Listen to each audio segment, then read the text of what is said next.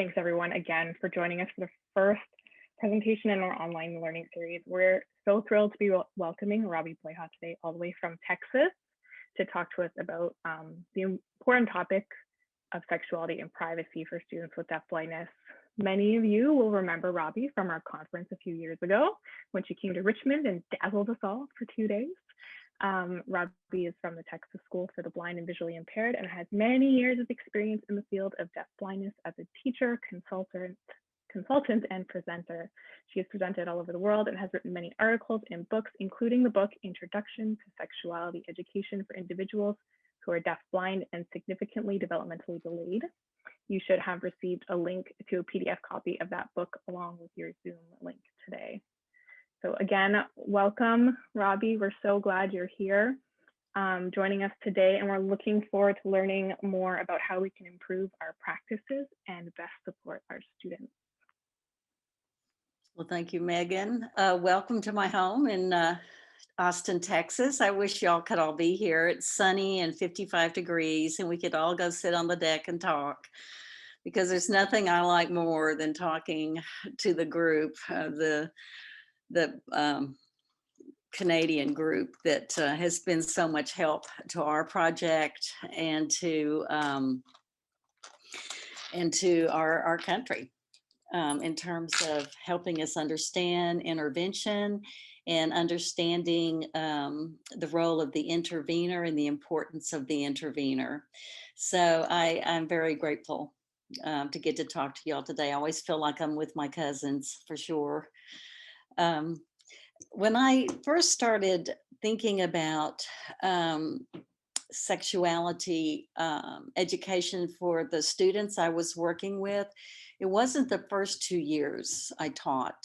I worked with young children with deafblindness the first 2 years. It was in '71, so they were about 6, and they all, they were all children who had rubella because of that pandemic. And so the first 2 years, I really didn't think about how sexuality education might be an important part of the IEP. But the next 2 years, I taught middle school students, and that was all I could think about, was how to get it into the IEP. Because the issues that were coming up for these students were threatening their ability to be accepted in public, their families' ability to have people over to the homes or go anywhere with them, because their behaviors were scaring people. And so we started thinking about then how to start programming. And the hardest part, first of all, was for us to talk to the parents about it, because we were seeing that things that the students were doing in class, and I just didn't know how to bring it up to the families, because it's not something you ever work on in isolation. This is a team effort. It's got to be, for a number of reasons. Number one, if you're talking about issues involving sexuality, you're walking right into people's cultural comfort levels and their values. And there couldn't be a more serious topic, or one that's more poorly addressed in society. I think that this is something that a team needs to address, and you need to address it with the family, not only for consistency of intervention and information for the child, but for the protection of the staff and the protection of the family. Some of the things the students might be doing makes people uneasy, and they can be moved to make assumptions about things that are going on at home or in the classroom that's inaccurate. And so everyone needs to be sharing the information and be on the same page. Today, we picked 3 things to talk about today. And the link that you have is a book on sexuality, education, and deafblindness, and there are additional topics, but these are the 3 we picked to talk about today. I think that sexuality is such an interesting thing because we're not actually today talking about sexual intercourse at all or birth control at all. What we're talking about are the things that may not be really perceived as sexual until that something happens or occurs. If you're in an elevator with someone who is disrobing, that is a sexual issue. If someone touches you inappropriately or touches someone else inappropriately, sexual issue. Masturbation definitely perceived as a sexual issue. And so these are the things that scare people. And they don't care about all the skills that student has acquired. If they're scared, they don't care if they can count, if they don't have their pants on. It very much frightens people, and it's very off-putting. And if you want to ensure a quality of life long-term for the children you serve, this is an area that needs to be addressed, whether you're comfortable or not, because it's going to become an issue in their lives. And it's either going to make them fit in and become more human, or it's going to put them as outliers because they're frightening people. And there's no way it's going to get handled unless it's by the team of people supporting the family. You know, what's interesting about it, or at least in the States to me, is that the most important information you get about sexuality is incidental learning. You learn by watching other people, and you learn by the way you're treated. There's no big written curriculum in this society on appropriate touch. You learn it as you grow up. You learn it by watching others, and you learn it by the things your mother tells you in line at the grocery store. You learn as on the go. And this is a type of information that children with deafblindness are most at risk for missing. It's very nuanced and subtle, but to make a mistake, the consequences are serious. So when we're looking at appropriate touch, both the United States and Canada are known as a non-contact society by anthropologists, which means that we have very strict rules about touching and proximity of standing. In fact, if you are out in public and accidentally bump someone with your elbow, it's very much the custom to turn around and go, "Oh, I'm sorry," to apologize for bumping them with an elbow because it's an offense. And so here we have a non-contact society where we don't get too close to each other. We all separate. If you go into a room and like you're going to a training and there's a person you don't know sitting at this table, chances are you're not going to walk over and sit at that table and sit next to them. You're going to go to another table. If you're a child with deafblindness, you might look at a sea of tables and then see a person, and you can see the color of their shirt and think, oh, well, there's a person. You might want to be right next to them because you feel anchored. Also, touch is how our students gain information, and we encourage it in the classroom. I really watch the students' hands. Sometimes I can't tell if they understand something or recognize something until I see what their hands do.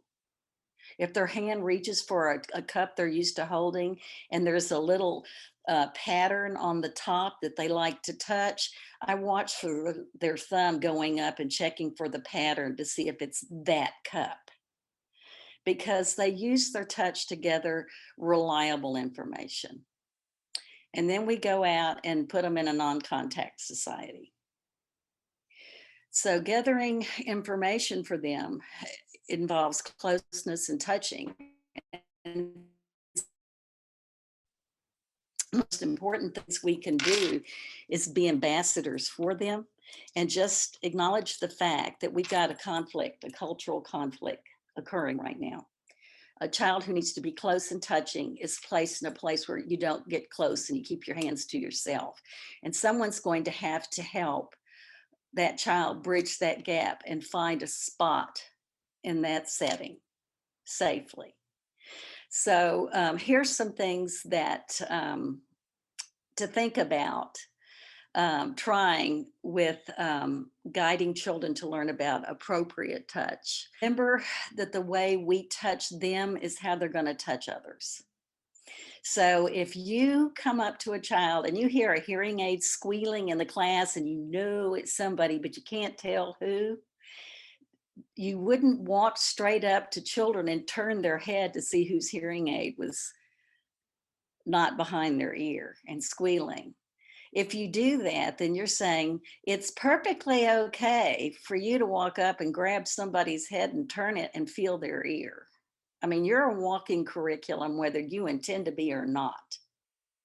And the way you treat them is how they're going to interpret touch. If instead you come up and identify yourself and make sure they know you, and you think, well, they know me, I'm the teacher. Well, you were the teacher yesterday in a red shirt with your hair down, and today you got your hair up and you're a blue blur because you've changed clothes, as we do in our country every day. You come up, you may not be the same person for 2 or 3 minutes because it takes some time to gather information. So identify yourself. So they, and give them a touch cue. Already you're establishing using touch appropriately. You've identified them, you've touched the back of their hand, you've taken their hand, you take it to your earring that you always wear because this ear's double pierced. So you have 2 earrings here. You show them that, you give them a name. And so you've introduced yourself and gained permission to touch and interact. And then you ask them, and I think the sign is very important, to ask. I am asking, can I see your hearing aid? And then check it. And you think, I don't have time to do that. But you know what? You do, because you just taught an amazing lesson and about appropriate touch.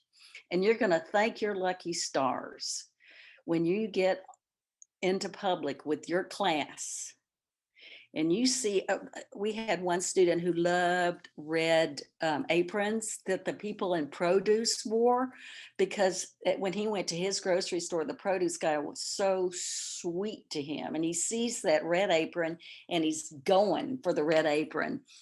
And you have that second where it's either going to be a real surprised manager over there in a different store with a red apron. If you can go up and intercept that child and say, let's ask, that 2 or 3 seconds gives you a moment to insert yourself as a teacher and an ambassador. And you can say, he loves your red apron.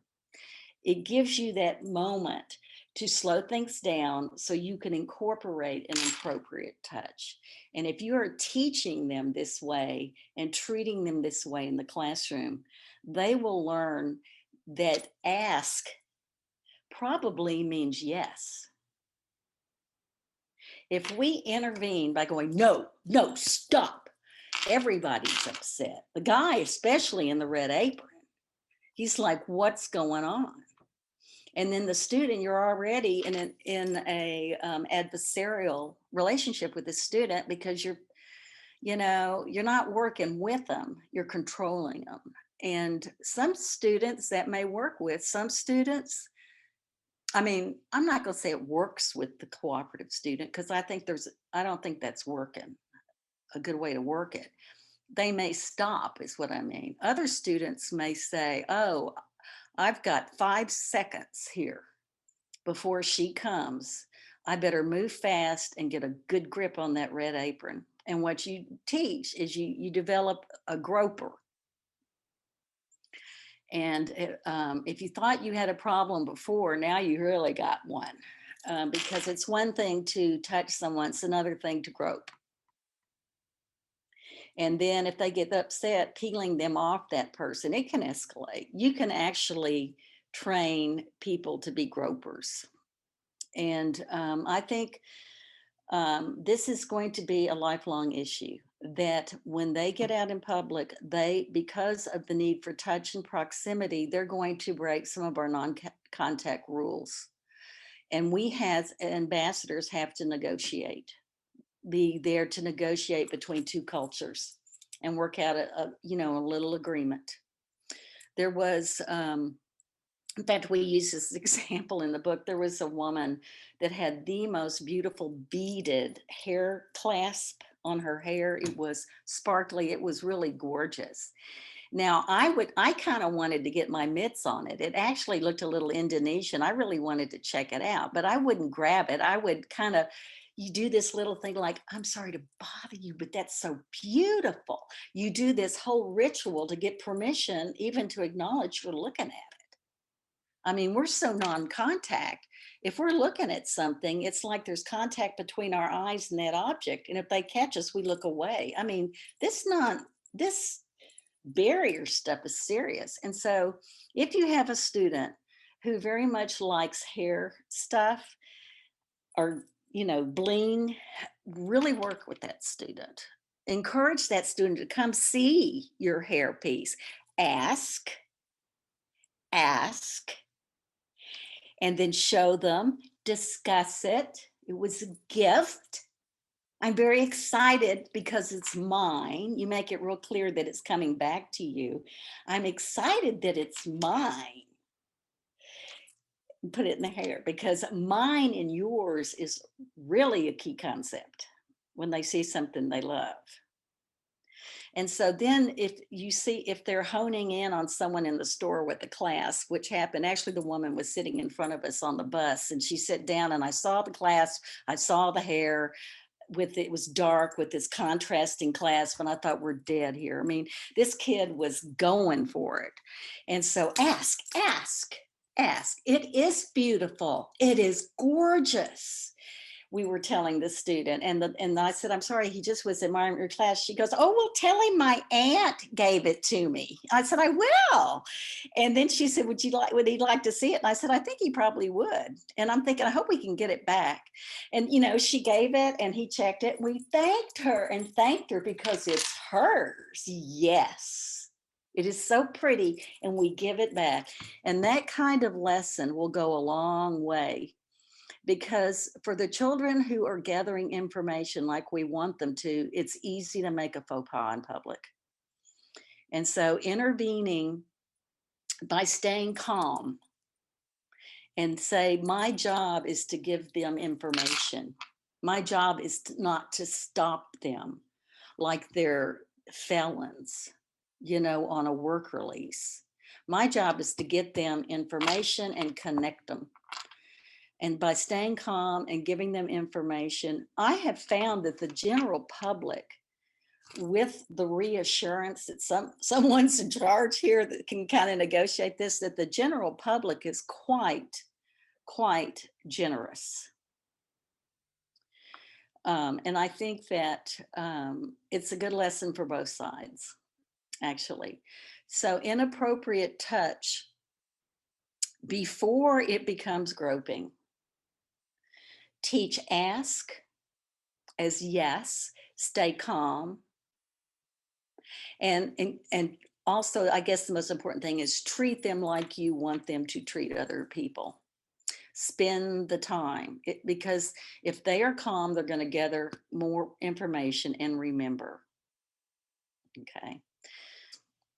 The example of the greeting ritual I gave you when I said I was going to check the hearing aid is something that I don't remember even who taught me this. I sure didn't. I mean, I don't want y'all to think I thought any of this up. I mean, I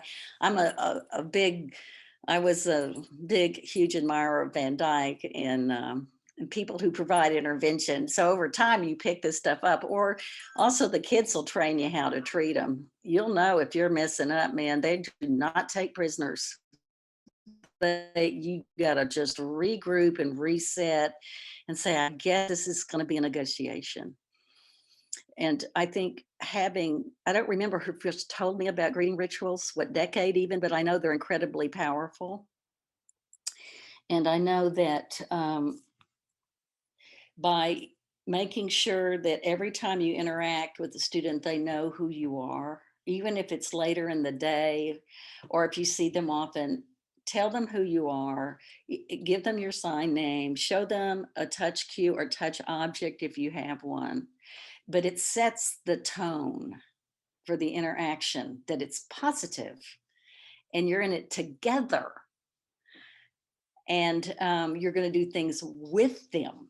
Greeting rituals set the tone, and to have everyone who comes in your classroom have a greeting ritual with your students is a terrific rule. And in the IEP, I think an accommodation that says use greeting rituals to initiate interactions mandates it. This is not a favor. This needs to be mandated. This comes up because here you have a stranger. They don't have a greeting ritual yet. It's just someone that they're going to meet for one reason. Either they're visiting your classroom, they're visiting the home, or they're wearing a red apron, that they're going to be meeting somebody. So I think it's important to give additional characteristics about a person. For example, we'll tell someone ahead of time, your new caseworker is coming. He is a man with a mustache. He is married with a wedding ring. He has 2 dogs. Just to give them background information. He is very tall. He is old. Give them information so they don't have to steal it. Because they get curious and they're going to start wondering how tall he is. And, the next thing they've got him by the head, it's okay. Say he's tall and kind of let them know. Give them information about people, that people have these characteristics so that they can help identify people. And it's just not this endless stream of, I don't know, it's almost like a horror movie, a blank and then hands, just coming through their life. I mean, you need to humanize the people around them, and telling them things about them is I think important. And more, one thing we're noticing is I think this is happening in other states. I'm sure it's not just happening in Texas, but I can only really speak for our state and our census. But almost 1 in 3 of the congenital deaf individuals with deafblindness are what we call proficient communicators. They have formal language. And I had a young lady who could read grade 2 Braille. She was a reader. She was taking the state test, but she kept reaching down and grabbing people's legs when they sit down beside her, because she had become very fashion conscious, because she had sisters and they just dressed her so cute, and they discussed what they were wearing and what she was wearing, and she knew her clothes were important. But what she wasn't clear on is that if you have on long jeans and the person next to you has a skirt, you're not wrong. There's not like a memo or an email that went out. I mean, and so she would come to class and then get anxious that maybe other people weren't wearing long pants, and she'd feel their legs to see what they were wearing. So once we figured that out, we just had a lesson on clothing, what capri pants were, what culottes were, what, the kind of pants that kind of stop mid calf, what a boot cut is. In Texas, we have boot cuts, and what, pencil pants are. We discussed them with her. And then we would say, your speech therapist is here. She is wearing capris and she has her hair up in a French braid in back, which means one braid. If you want to ask her, she'll let you check it out. And we called them sidebars. Like if you ever watch court TV, if a lawyer gets in trouble, the judge says, come up here, and they have a sidebar and they exchange. We call them sidebars. We will quickly give them a sidebar on the person so that they are more prepared to meet them. And so I think for her, the fact that she was touching people's legs shows me how desperate the need for the information is. And she had a lot of social savvy, but she was anxious about being right. And she needed the comfort, just like all of us do. We walk in the room and want to make sure that, that you look, you don't have to be the best looking one in the room, but you want to kind of be able to slide in there and be accepted. And so I think teaching appropriate touch as part of a daily interaction, and put yourself in situations where they're going to be meeting strangers. It's uncomfortable, but they're learning. And if they don't have this information, it can really be disastrous later for these individuals. So appropriate touch is one lesson in sexuality. I think that's the last one. Oh, if you have developed a groper, or if a groper comes into your classroom next fall, then I should have asked y'all, the team, this, but do you have formal intervention plans in Canada as part of the IEP? I'm sure you do, but what do they have a name? They're called BIPs, United States Behavior Intervention Plan, but it's a legal document, and you say if the child, it's a plan so you can be proactive and reactive about the touching the kid is doing, so everybody's consistent and calm, and they get a consistent message all the time, and the family reads it, the team reads it, they develop it, and they sign off on it. Because groping is serious, and you've got to veer that behavior away. And if you don't do anything else that year but get the groper to ask, you will have probably done more for that person than you could ever know. Oh, hugs. Make a list of who they can hug. It's very confusing. They see their grandmother once a year and you're like, hug her, hug her, hug her. And the guy with the red apron, get off of him, And so make a list of pictures or symbols of who is on the hug list.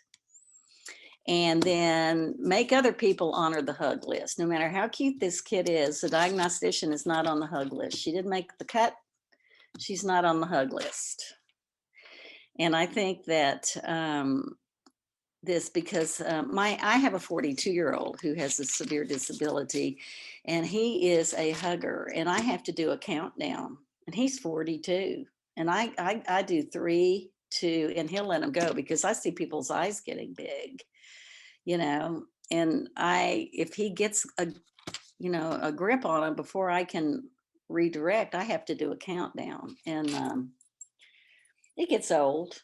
So I'm just saying, if you got a young one, let's snip it. It's hard once it becomes ingrained in them. It's like a barnacle. It's very hard to get rid of. Modesty. We have very strict modesty rules in addition to distance and touch in our country. And no matter how extreme a person's dress may be, if they're extreme goth, which I guess is old now, goth. I'm trying to think, what would be more, my son was what I was going to ask him, what's more modern than goth? Hipster. A fixer? Hipster. A hipster. If you no matter what you wear, certain things are covered up when you leave the house every morning. Certain things are covered up. And we really make sure as we raise our kids that they are modest. They may not be extremely like Amish clothing or something modest, but they are covered in a manner that's legal and acceptable. And I think that what can happen, or in my experience, what has happened, is that typical kids can evolve.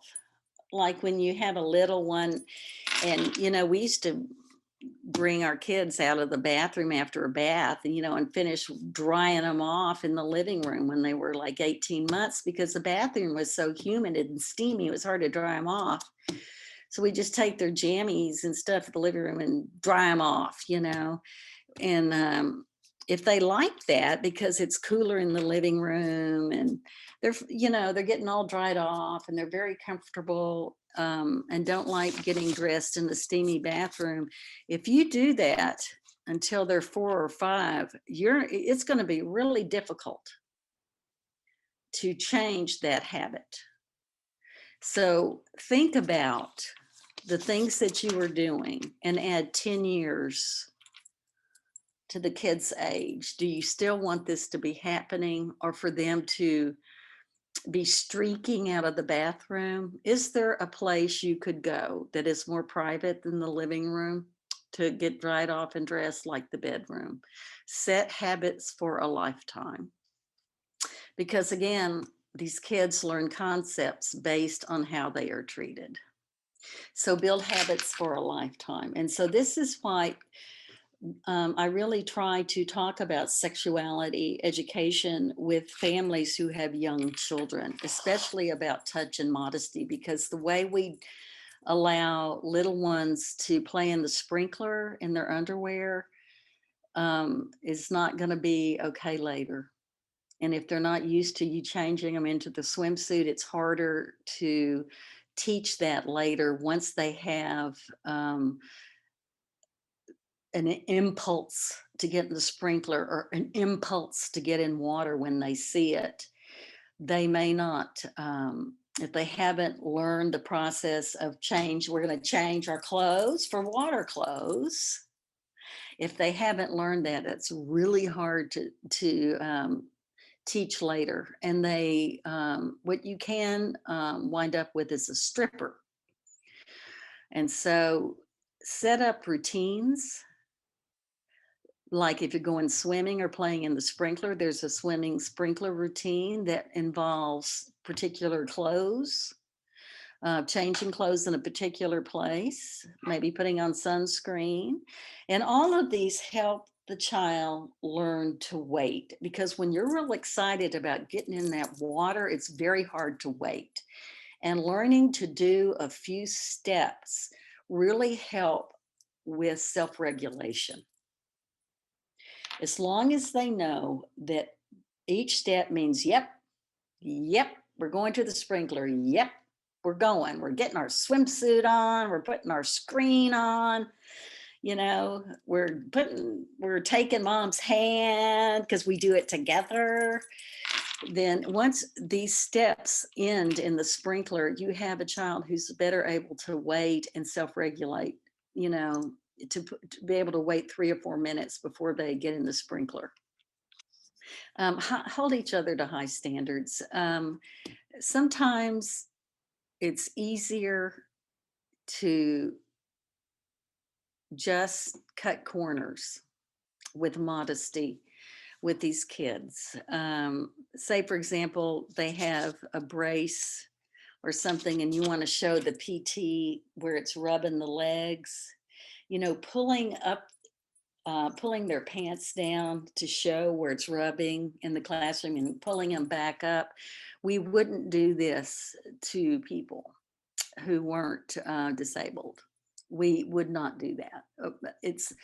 And we don't intend to be dismissive, but sometimes we do what's easiest. And then the message is this kid really has different rules. And once that happens, they are less safe and they get mixed messages about where their pants can be on and off. And I think that making sure that in areas of the classroom and areas of the home, areas are designated as private, where you disrobe. Teaching the sign for private. If, for example, take that scenario, the brace is rubbing, introduce the PT to this child, tell them that you are concerned because the child's leg hurts, the leg is hurting. Tell the child, tap gently the area where it's hurting and tell them the PT wants to see, and that we're going to go to a private place and then take them to the private place, like whether it's behind a screen where diaper changing occurs or it's the bathroom. Go to a private place and use the sign private. This is an important concept. It's important as colors. And I think if you learn wait and private and really get those concepts, you're much safer lifelong in terms of sexuality, because these are underlying concepts to adjusting your behavior to adapt socially. So teaching, have pictures of where is private in the home and where is private at school, and teach the sign private. It's as important as cafeteria. And so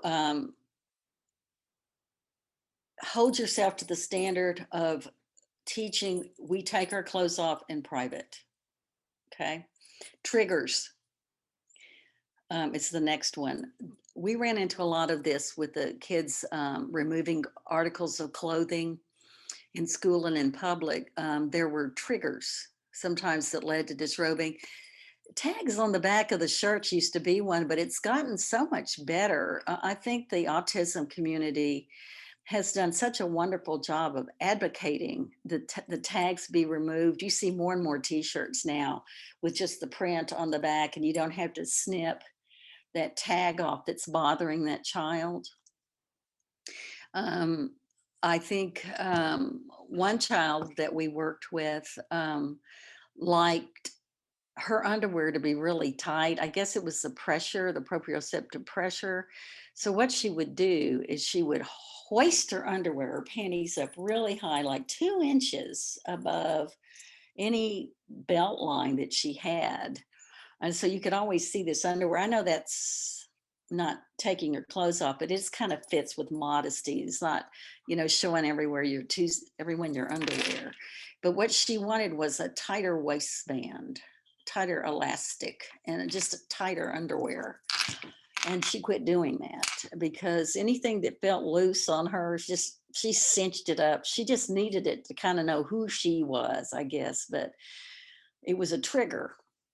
So we talked about it with her parents. We didn't say, well, that's just the way she is. We wouldn't say that about a typical kid without deafblindness. We would say, would you fix your pants? You can't get out of the car with your pants looking like that.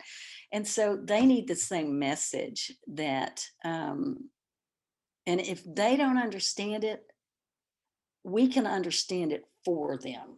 We can interpret that behavior and help them with that trigger so that they look as appropriate as everybody else because they're important. And by conveying the message, this kid's important, and it's important that they look great. I think is an essential message. Evaluating triggers. Trigger. I'll tell you, one of the biggest triggers everywhere is getting dressed up. It's just, you do want them looking nice. You want them looking adorable. So you're taking them to a wedding and they've got the cutest new shoes and the cutest leotards and the cutest dress and vest on. They look amazing and the clothes feel weird. Too new, too stiff. Something's up, not comfortable, just too new, and they're coming off. Something's coming off. So I think that if you're going to dress kids up in new clothes, do a trial run, let them put them on, several times before you make your debut, so that the clothes are comfortable and trigger proof. All dressed up, man, I have just learned. Another thing I've learned is children with deafblindness don't really appreciate costumes sometimes. We think it's really cool for Halloween and for plays, but I think that sometimes they don't enjoy it the same way we do, and we need to really think through what they're wearing feels and how used they are to it. That's just something I've noticed with enough school plays. You know, when a fourth of your class is taking off their costume on the stage, you know, that was my mistake. Oh, yeah. Modesty. If they're uncomfortable and they're wanting to take their clothes off for any reason, wait. You never go up and go, no, don't do that, because once again, you're in conflict like you were with appropriate touch. So what we say when they want to maybe take some clothing off because they're hot or for whatever reason, say wait. And wait means yes. Make your manner like you're saying yes to them. I understand these straps are so tight. Oh, I'm sorry. We'll fix it. It waits. We're going to go to a private place. Yes, yes, yes. We're going to a private place and we're going to fix it and it will feel good. And use your personality and your relationship with that kid to help them feel acknowledged so they don't have to take it off and fight you, and get them to a private place and fix it.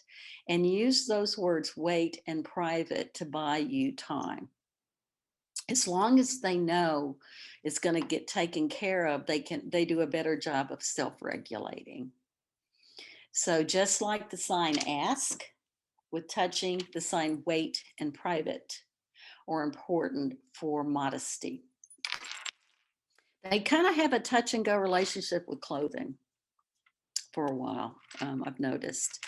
Okay, don't create a stripper. I created a stripper. I did. I have created strippers. I did.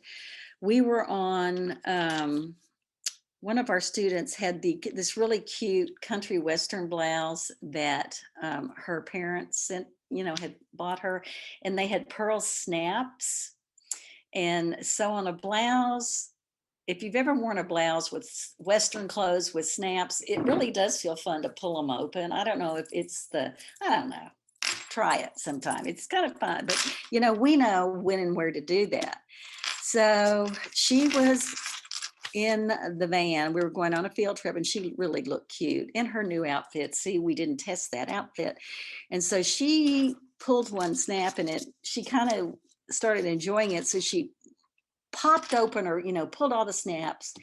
And we noticed that the cars next to us were pointing and she was sitting there, in her bra. And so we overreacted. And she was thinking the way we were reacting, that she was going, well, now this is interesting. Very interesting. A minute ago, no one was paying attention to me, and now everybody's paying attention to me. And she found out that worked anywhere, not just vans. It work anywhere. Rip that blouse open anywhere. It works. Like, it's amazing what people will do. And so you can create a stripper. If you have created a stripper, it's on you to fix it. Or if you inherit a stripper with a past of stripping, this is what you're doing this year. And in addition to everything else, you're going to save this from being a problem, because long term it does affect their placements, how their ratio of supervision, where they get to go in public. I know some families that someone always has to stay home with a student. The family never goes anywhere as a family because someone always has to stay home. And so one of the things we learned is quit overreacting. Nobody's going to die if they're standing there, in their whitey tighties for a few minutes. No, it's just calm down, re-engage them. Say you're going somewhere private, have a little discussion, get them back out of their body, get them regulated, re-engage them, and calmly fix the problem. You have to fix it 10 times. Be ready to fix it 15. Another thing we learned is complicated clothing for public. If you have a kid who strips and he's wearing sweatpants, you're asking for it. It's not going to go well. So if they're going out, we had one little girl who stripped, and her mother came up with this outfit and it was adorable. She put on a leotard like a ballerina wears. And then she had little overalls that were a knee length, and they were really cute and they were really hard to get off. By the time she got out of all of that, we were in a private place. So it gave us time. It slowed things down. It took longer. We could increase the staff with her. You know, we could handle the situation. We could handle the general public. We could handle it with more complicated clothing. So that's a suggestion. And remember, communication is more important than confrontation. And in public, if they see you communicating with the child, it's going to buy you some time. Okay. Okay. Masturbation. This this is one of the more volatile topics in terms of sexuality education. It provokes, there are no neutral feelings on this topic, and it's tied to shame, culture, religion, beliefs, and it is the most difficult conversation for parents to have with teachers and teachers to have with parents. Both groups know this is happening. It's not just happening in one spot. So this is happening probably at home, on the school bus, in the cafeteria. It can be happening anywhere. Typically, it's across the school day or setting, or it can be. So just know that it needs to be addressed. You're going to get, there's a range of beliefs about masturbation. There is always somebody who believes that it's totally normal behavior. It occurs in human beings. It's just part of being human, and it should not be stopped. There are some people who believe that it's acceptable if it's done in private. There are people that believe it's really shameful, but it's private, like it's really bad. And some people believe that it's a definite indication of sexual abuse. I have had families accused because of this. And it is not necessarily, children masturbate of their own volition. It doesn't necessarily mean that anyone is abusing this child. So that should also be a thing, because people go, I wonder what's going at home with all this stuff. Well, probably what's going at home is the same thing that's going on in math class right now.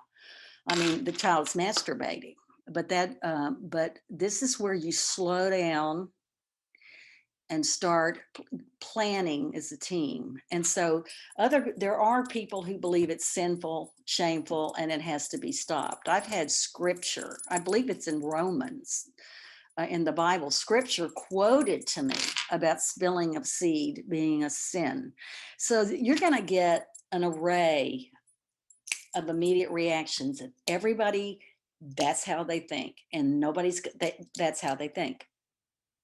And you can have all four of these people on the same team, and you can what you have to do, it's easier to first of all ignore it.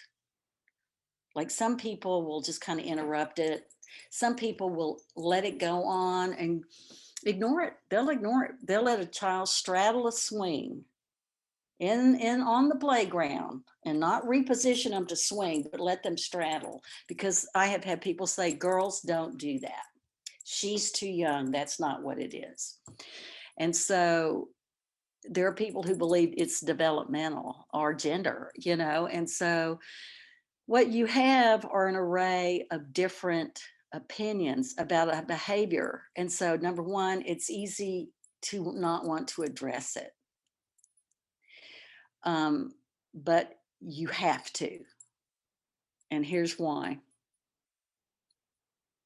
And this is where we find common ground. When I've worked with teams where this is occurring, where some people think the child is masturbating and some don't, say, I never see it. I've never seen that. And then some say, oh, that's not what she's doing. So this is your team right here, and the family's on it. And then what you have to find is common ground. So let's just put aside this child for a minute and say, as a team, let's just put the child aside. Can we say that in general, that masturbation is unacceptable in public places? Can we all agree that that's true? It violates laws. Can we agree if that's true? Unless your parish is real different from mine, it's against the law. And people who do this are scary and they're unwelcome and avoided. So one thing you can say with the team is, we can agree on this. And now we have this little girl. And some people feel that it is masturbation. And so that means other people in the general public may feel that it is. So to make this child less at risk, can we as a team agree that when she straddles that swing, she will be repositioned and pushed so her vestibular system kicks in and she is flying and loving it? So you don't have to agree with me and you don't have to agree with George, but it's not about me and it's not about George. This is about this young girl. If she is doing this when she's 15, it's going to be a problem. And if she is doing this in public and no one intervenes, we are teaching her, this is okay to do this at the park. This is okay. And if some people run up and say no, and some people ignore, you are really going to escalate that situation so that the no's become more volatile. You have to be consistent. Don't confront and escalate kids, especially teenagers. Don't do that. You're there to give information and to teach them how to fit in at the park and to be happy, how to be happy at the park. So some of the things you can do is increase supervision. If you have a kid that you're going to the park and she heads for the swings and she straddles them, she needs more supervision. Don't wait till it's a problem and try to redirect. It's very hard to redirect masturbation. It is a better idea to be proactive and send someone to swing with her and make it fun. And say swings are for swinging. And now we're going to eat, because there's nothing more fun than picnic and vestibular at the park. And use your relationship and your ability to interact with that child to get them out of their bodies as much as possible, and saying, when I go to the park, these are the 5 things that happen at the park, and masturbation isn't one of them. I would look at the clothing they're wearing also. Maybe she doesn't need to be in a dress. Maybe we need jeans. And the positioning is make sure she's seated in the swing correctly. And also get her engaged before she gets on that swing. She's got to be kind of revved and happy before she gets on that swing. So maybe you need to run a little bit, because the swing is a trigger that you're redirecting. So you do some stuff first. So you've got a good connection with her before you go to that swing set. Do the world a favor. Don't wait until 10 or 15 minutes in there and run over and say no. It's not going to work. They'll just wait till you leave. All you're teaching them is wait till you can't see me anymore, and then go right back. That's what they learn. And so here are some things to discuss with families, because this is absolutely, if you think this is happening, the family needs to be involved. If you hear talk about something's going on with this kid, something's going on, or she wouldn't be doing it, stop it right there. Say kids do this all the time. And so what we need is more information as a team. And we're going to get the families together, and we're going to make a plan of how we proactively prevent this, because this is not done at school. If it's happening all day at school, there is an degree of interaction problem with that student. Not enough interaction. They're going back in their bodies, and they don't play with objects, a lot of these kids, but they've always got their body with them.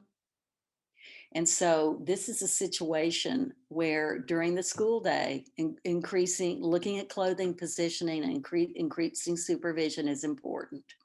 It needs to be written as a plan. You don't have to call it, a masturbation plan. You can call it appropriate behavior at the park plan. But the idea is that if it can be misconstrued, then the child is at risk. And so we need to remove all doubt by making sure that this child is as engaged and typically behaving in that environment as possible. Now, the issue comes when, first time when we actually had a student who was to masturbate would sit on another student who was really withdrawn in their body. Now, this is really serious, very serious, because you don't want this deafblind individual to have that be their relationships with people. Their only relationship with people is to find a victim. So I think that address it. Don't ignore it because you're condoning it. Don't pass this forward, and don't leave it to the family to solve. It will always go back. And then when they try to find placement or take them anywhere, people are afraid. People are afraid of them. So the first time I talked with the family about it, the grandparents had the child, and the grandfather was a Baptist minister.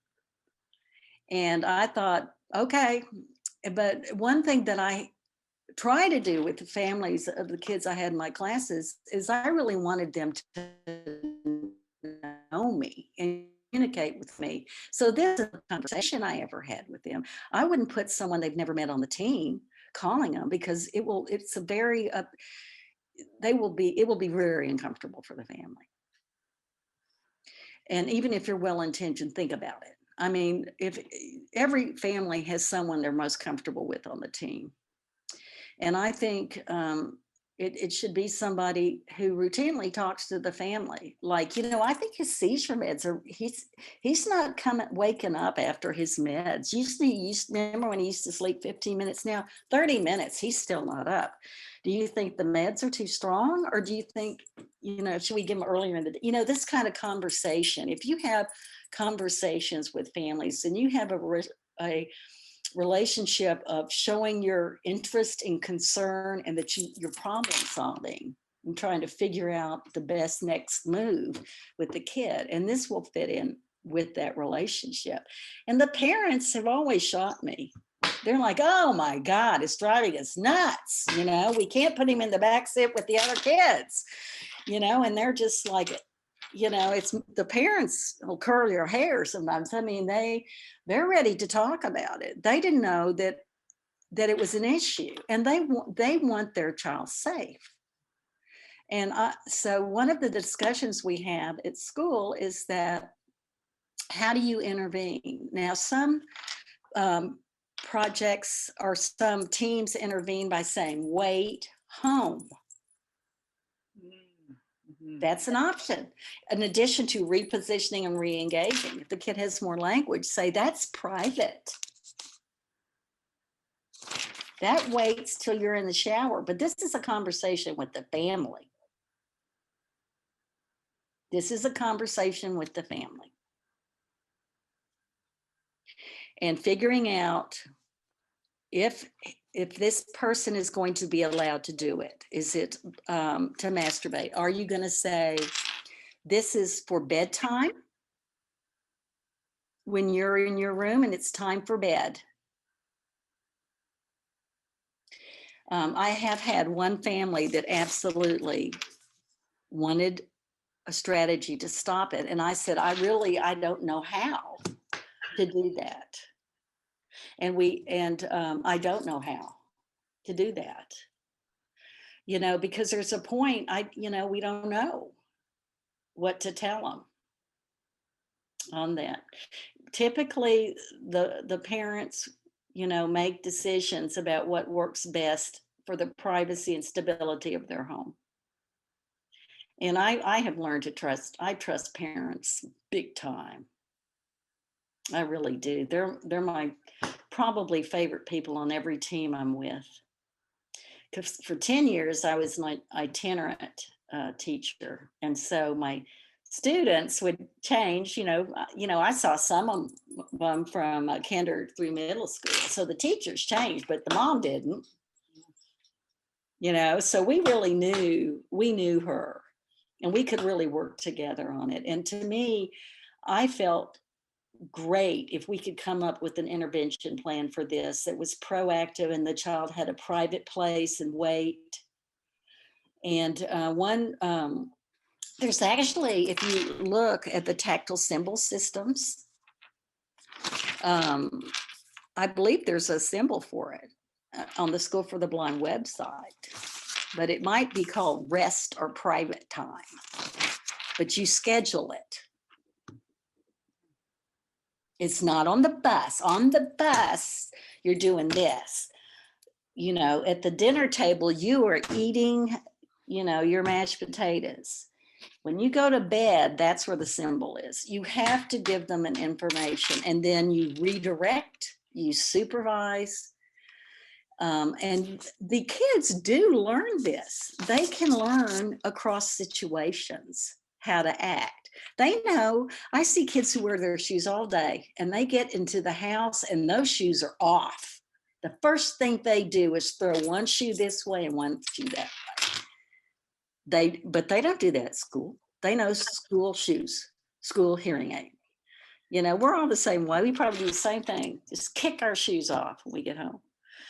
But I think that we have to believe in the children's ability to learn routines when the information is clearly presented.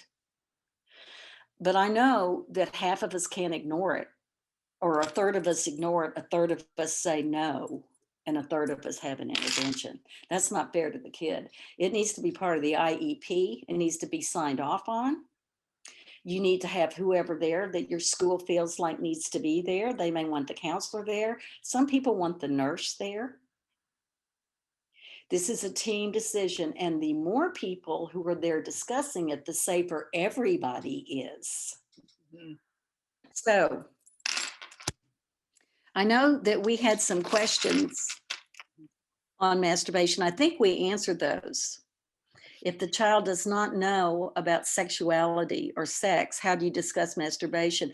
By putting it in context of their daily routine, by giving it a symbol.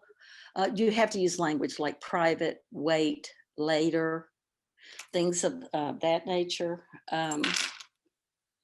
So they don't have to be redirected any more than they have to understand glaucoma to stop throwing their glasses off, or understand glaucoma to have eye drops. If it's put in context of routines and presented it in a way that they can take it in, they can learn the behavior.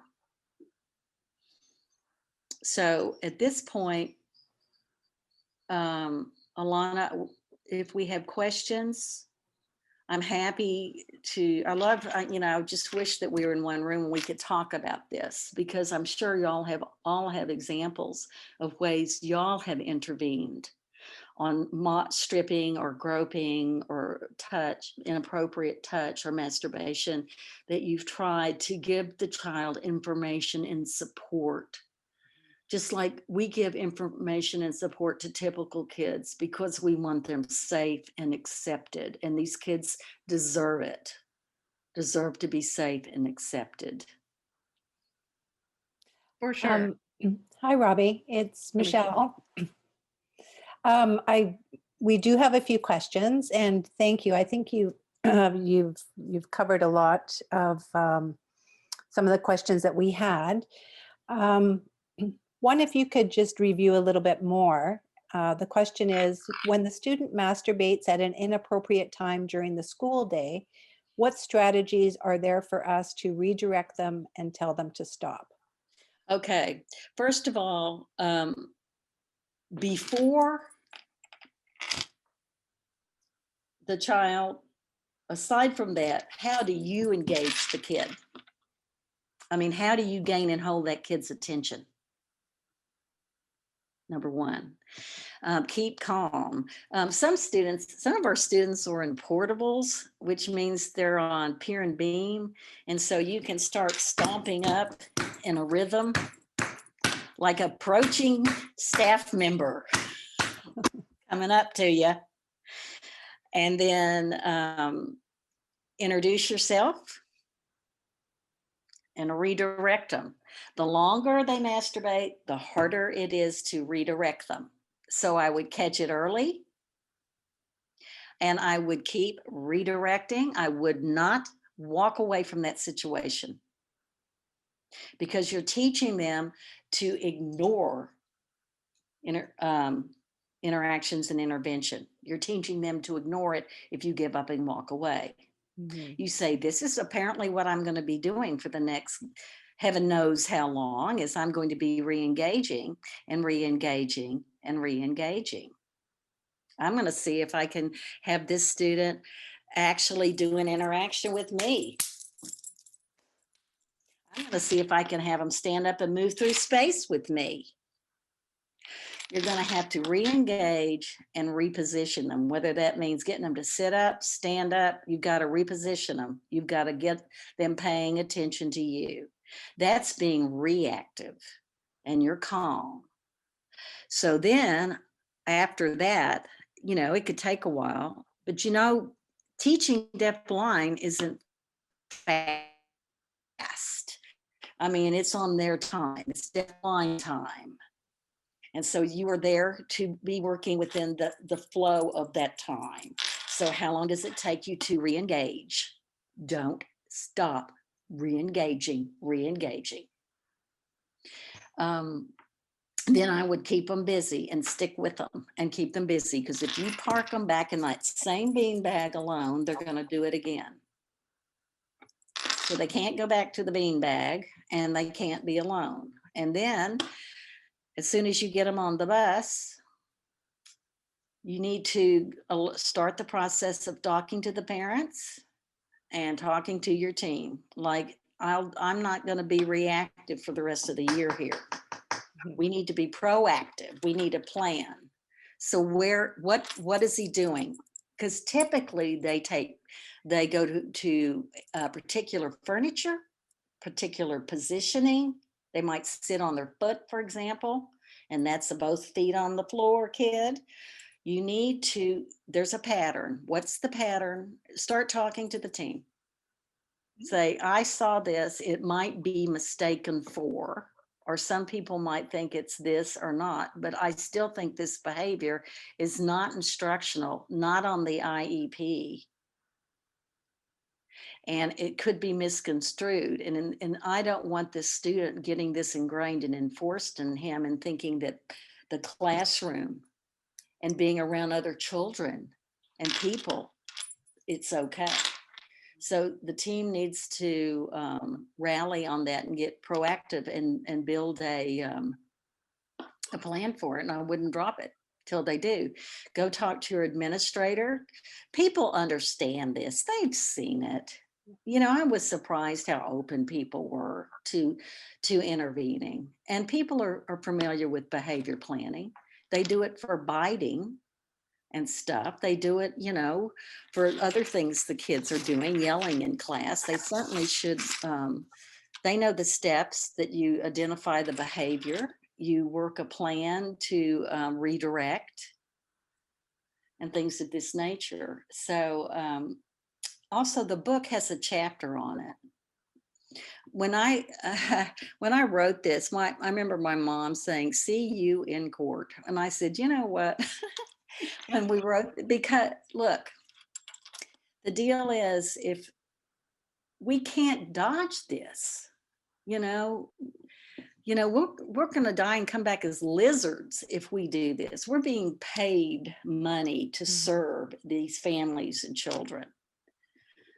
This is what we said we wanted to do with our lives, and we can't dodge this.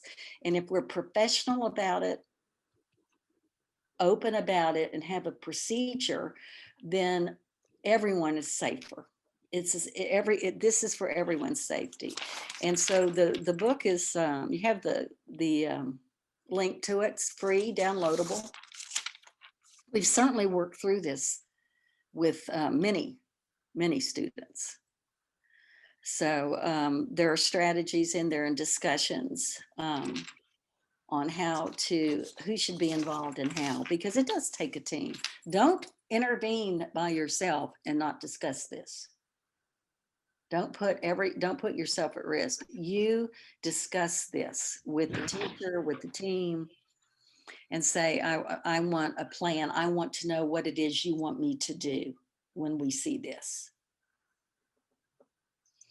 Okay. Those are amazing strategies, Robbie. Thank you.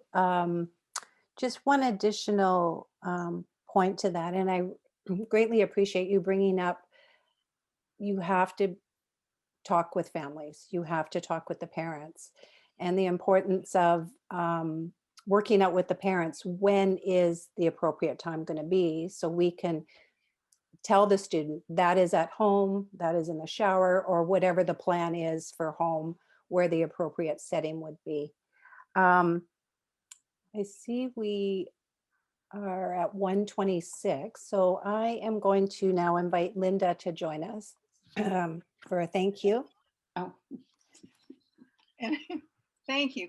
Can you see me? Yep. Yes. Okay, great. So Robbie, thank you so much. We felt like we were in your home. oh, good. Yes. And while we wish that you were here with us in person, this was great. We appreciate, this is a really tough area to talk about. And yet you give us such hope and such a sense that we can do this. And I always think about, what are my key points? What are my takeaways?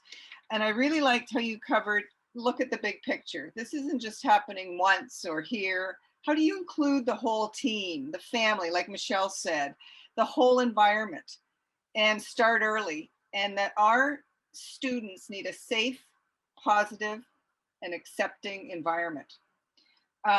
Also, it's so true, incidental learning, it's not there for our students. It doesn't work. So where do we go between the non-contact situation, which is even more so now with COVID, of course, when our students need so much touch, and how do we bridge that gap? I loved your part about the greeting rituals, and it all comes down to communication. And I believe you brought up these words the last time you were here: ask, wait, and private. And that really stuck with so many of us, to really think about, what does that mean in terms of our students? And now you've added the new phrase, add 10 years to this child's life. What do you want to see? I think that is so powerful about the reality of deafblind time, how long things can take, how we have to start now because we want a good, healthy world for them. And I loved your red apron story, and I'll tell you why. We always say to the interveners, 50% of our job is public relations. So when you're out there, even if your child doesn't understand what's going on, the fact you're even saying it helps the person in the red apron hear it, and they then get it. So, to encourage our teams and our interveners, it's okay. Be the voice that needs to be there for your child. And then that person in the red apron sees the respect that we have for the child. And I hugely recommend your book. Rereading it prior to this, my gosh, it's so relevant. There's nothing you would change about it. There's so many really practical ideas there. And it's also a way to help the team move forward, because then they have something tangible in their hands. So thank you again. And we may see you soon, which would be lovely. So I also want to say, the last time I saw y'all, you gave me this bracelet. I've Yeah? never taken it off. Oh, I have my charm mementos, and I have my Canadian wolf silver oh bracelet. yeah. I think I've Sheila never got taken that it for you. off. I love Well, it. Well, that is lovely, because we also appreciated your shout out to Canada, Canadians, and the role of intervention in the lives of our students. So thank you again. And I'm sure everyone's clapping where they are, and people will go back and will watch this to get those kernels of wisdom that you gave us. Thank you. Thank you. Thank you, guys. Thank you. And I'd like to thank the interpreters, Cindy and Jenny. Nice job.